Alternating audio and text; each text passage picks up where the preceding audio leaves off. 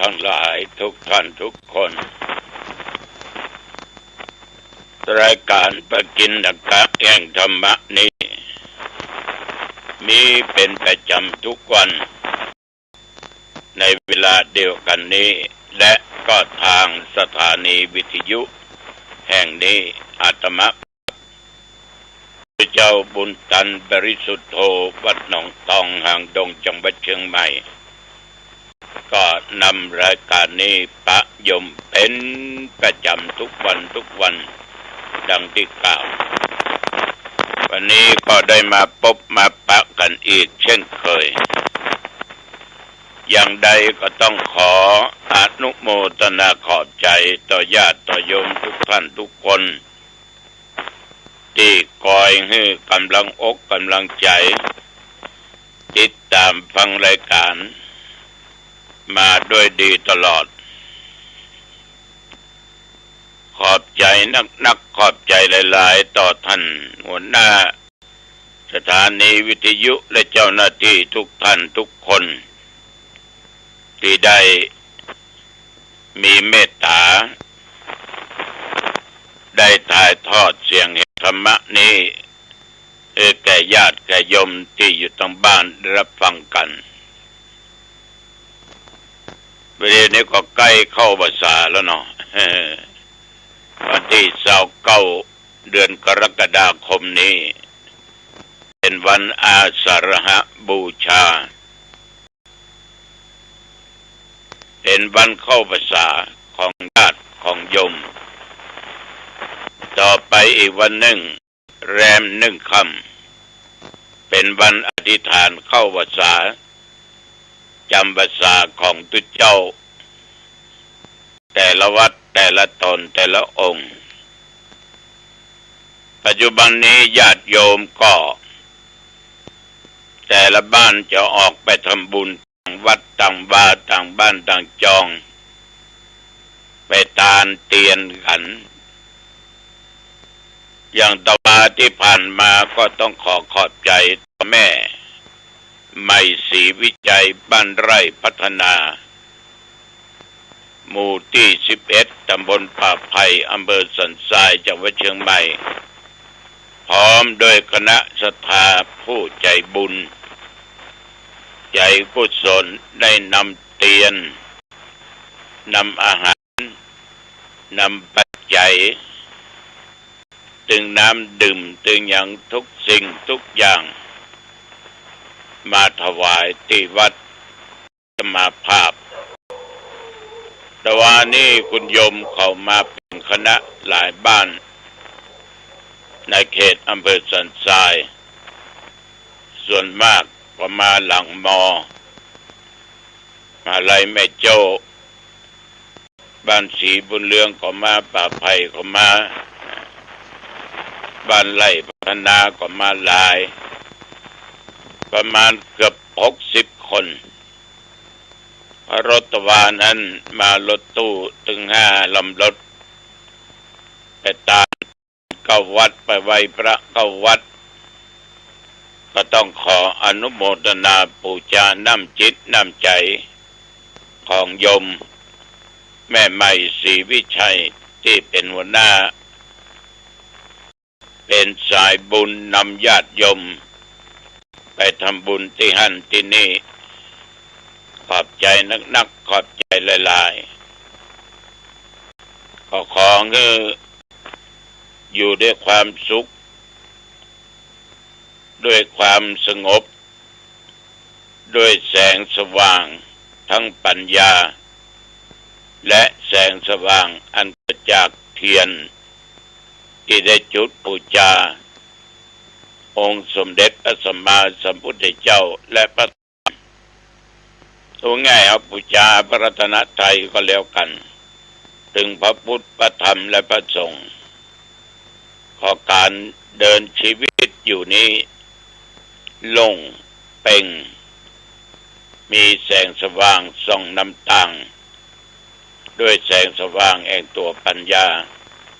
อย่าได้อดอย่าได้กั้นอย่าได้ยากอย่าได้ทุกข์อย่าได้ยากขอบใจต่อท่านทั้งหลายเป็นอย่างมาก และตว่าเช่นเดียวกันก็ได้ไปสร้างพระขึ้นอีก1 องค์ชื่อว่าพระธรรมนันโทที่วัดสลีสุพรรณตำบลหนองแก้วก็เป็นเมืองก็คือเป็กเน้นเป็นตุเจ้าผู้ตามภาษาอุปสมบทยกคนที่จะบวชนั้นเป็นพระในพระพุทธศาสนาชื่อว่าธรรมนันโทนั่นเป็นชื่อที่พระชายะมอบให้วัดนี้จะมีตุเจ้าอยู่7 ตนมีสามเณร42รวมถึงเณรถึงตุมันจะมีอยู่49วัดสลีสุพรรณตำบลหนองแก้วอำเภอหางดงจังหวัดเชียงใหม่ขอบใจต่อญาติโยมที่มาร่วมงานอุปสมบทหลายร้อยท่านหลายร้อยคนมองถึงภาพแล้วก็มีความชื่นใจสุขใจว่าชาวพุทธเอาทุกคนเนี่ยยังเป็นอันหนึ่งอันเดียวกันแต่แตกแยกกันมีความความเคารพนอบมีความสมัครสมานสามัคคีกันถึงคนเฒ่าถึงคนแก่ถึงแม่หญิงถึงป่อใจถึงละเอกละอ่อนหูได้หันแล้วก็ดีอกดีใจเป็นอย่างมากเอาละต่อไปเรามาไหว้พระสวดมนต์เพื่อเป็นมงคลต่อชีวิตกันต่อไปอะระหังสัมมาสัมพุทโธภควาพุทธังภวันตังอภิวาเทมิพระพุทธสวากขาโตภควตาธัมโมธัมมังนัมสสามิกราบพระธรรมสุปฏิปันโนภควโตสาวกสังโฆสังฆังนะมามิกราบพระสงฆ์นะโมตัสสะภะคะวะโตอะระหะโต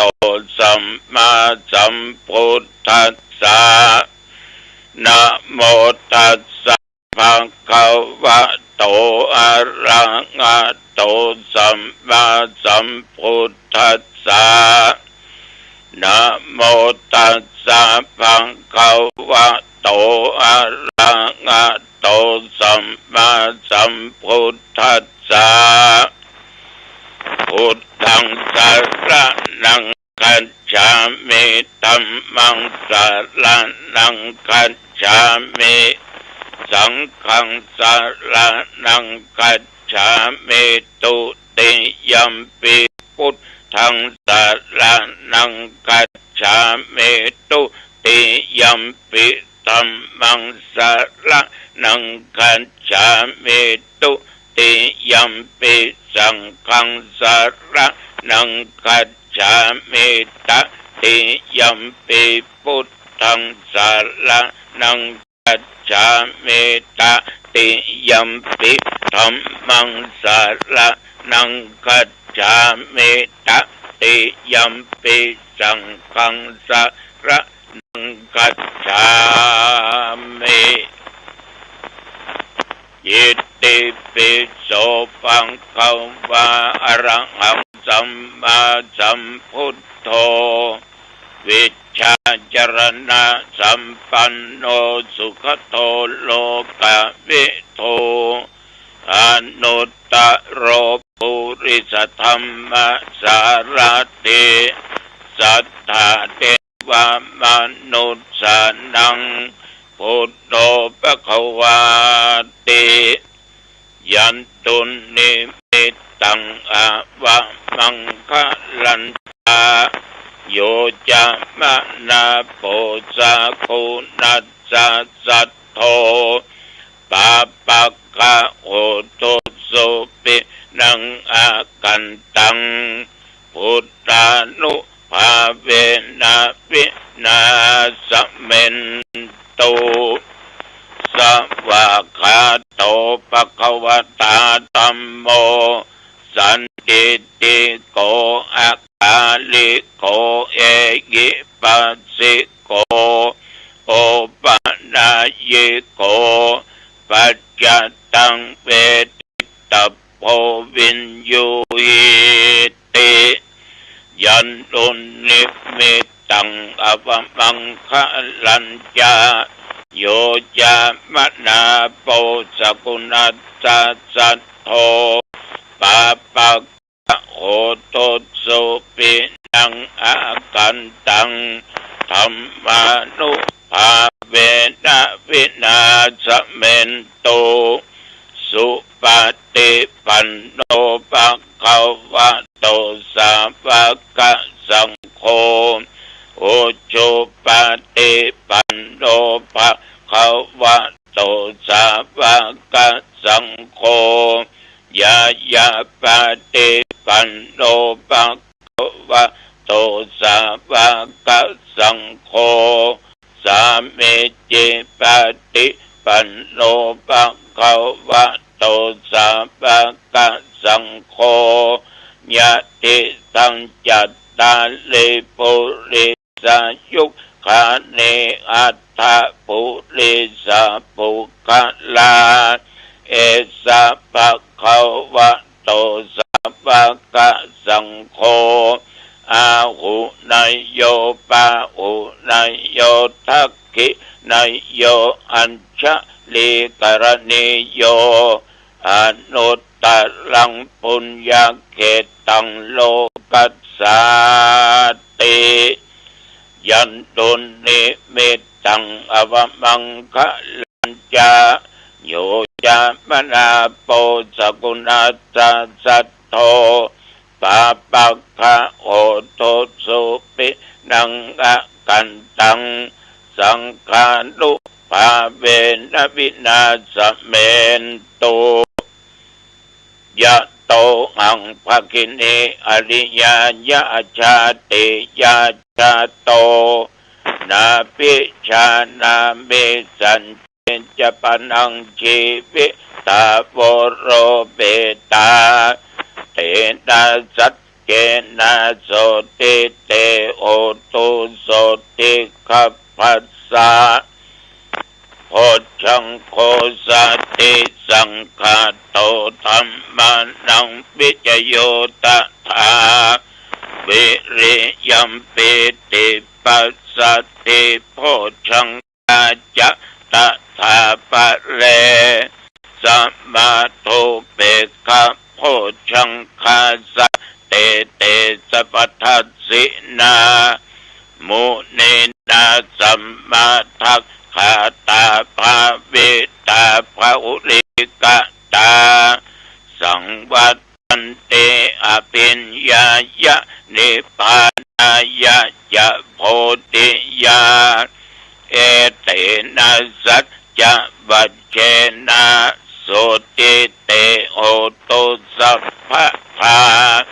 เอกัสสมิงสมัยเยนะโทโมขันลานัญญากัสสะปังกิลาเนตุกิเตติสวาโพชังเคสัตตะเทสัญเยติจะตังอภินันติตวาโรคามุจิงสุตังคะเนเอเตนะสัจจะปัจเจนะโสติเตโหตุสัมภะทาเอกทาธัมมะราชาปิเกลัญเยนะปิปิริโตปุณณเทเรนะตัญเยวะพานาเปตวานาสาทะลังส สัมโมติตวาจาอาภาธาตัมมาบุทธาสิทานาโสเอเตนะสัจจะวัจเจนะโสติเตโอตุสัพพะทา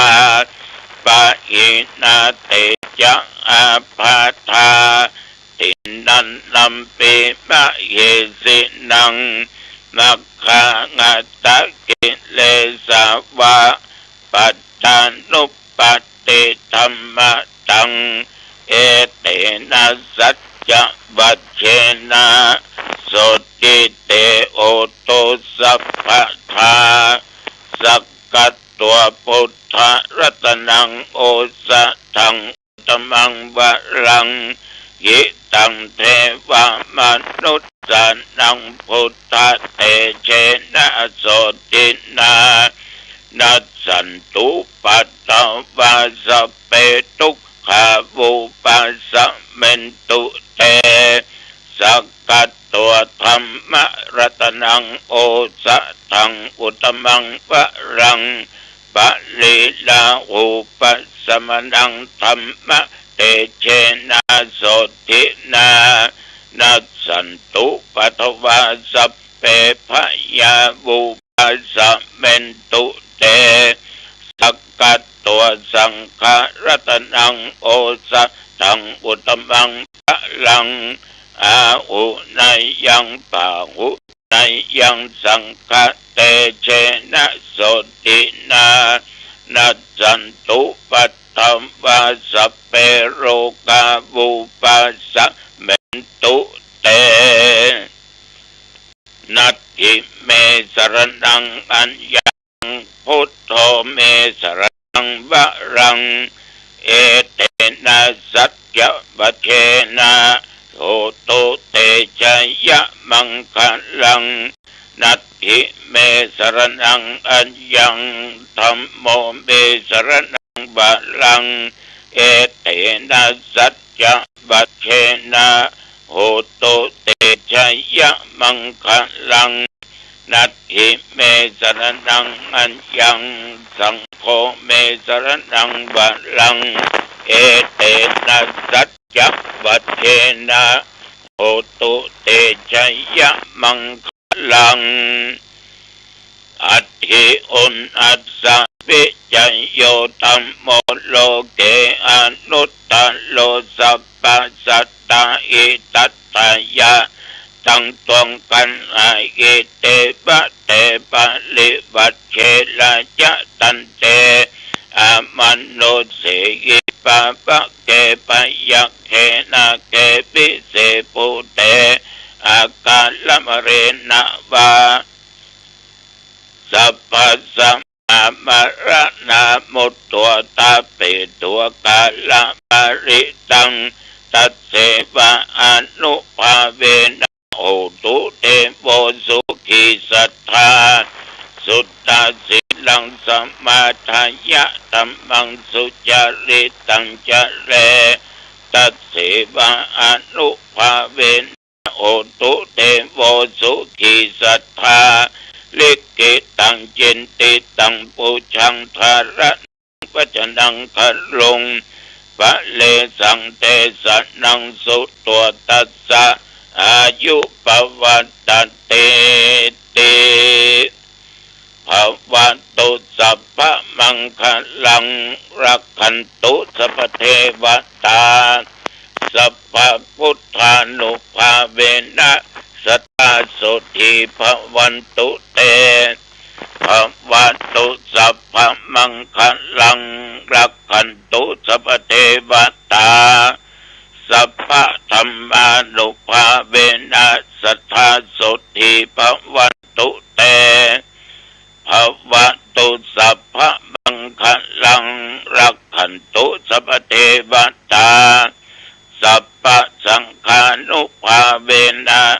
สัทธาสุธีภวันตุเตโดยบทพุทธานุภาพธรรมานุภาพสังฆานุภาพ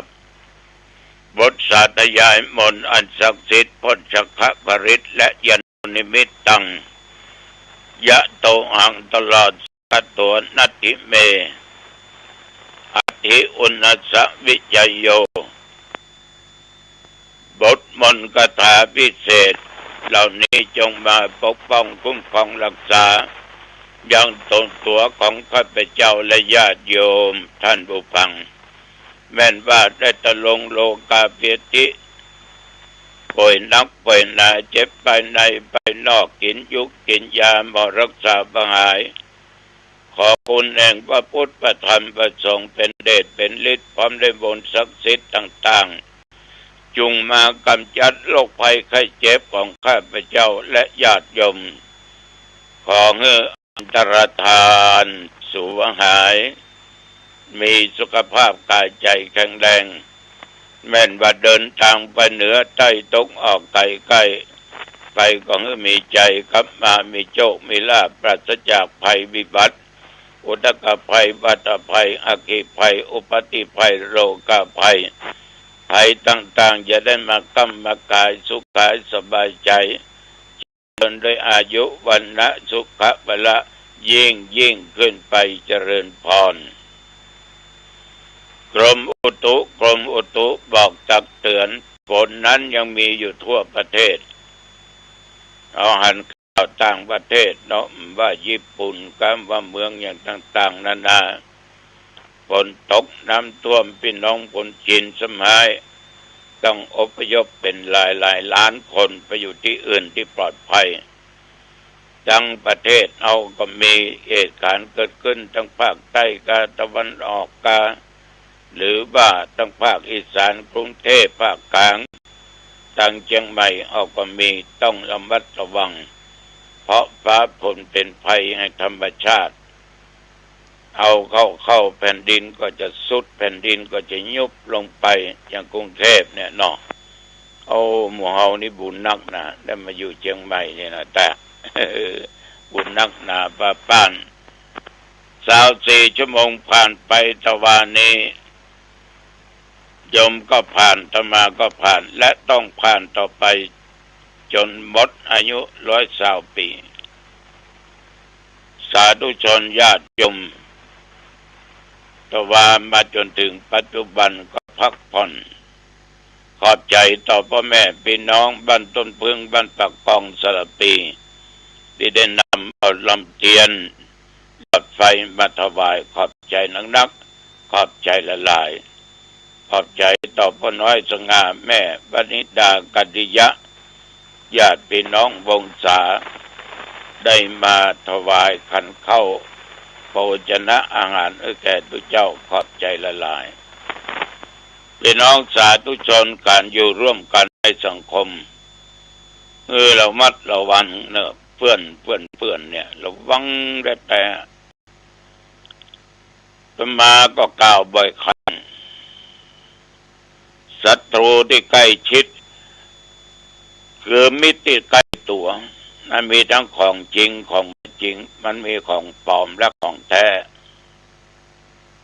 เหลือเสื้อผ้าเหมือนเหลือยุกเหลือยาเหลือนั้นอันนี้สิ่งของใจต่าง